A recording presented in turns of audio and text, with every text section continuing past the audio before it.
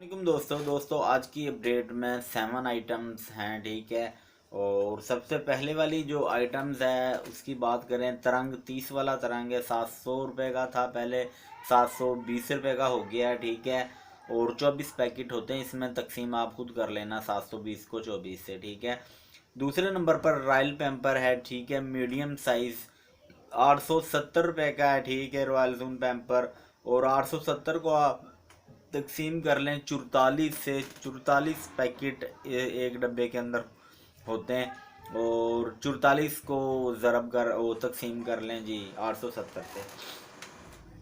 तीसरे नंबर पे है जी किसान सिगरेट। किसान सिगरेट 650 रुपये की डब्बी है। 650 को 10 से तकसीम कर लें, क्योंकि 10 डब्बियाँ होती हैं एक पैकेट के अंदर।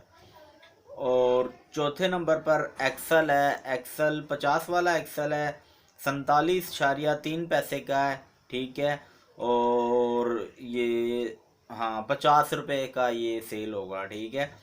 और स्पेशल बिस्किट 20 वाली, ठीक है, 108 रुपये की है ये, और 120 रुपये सेल है इसकी। ठीक है।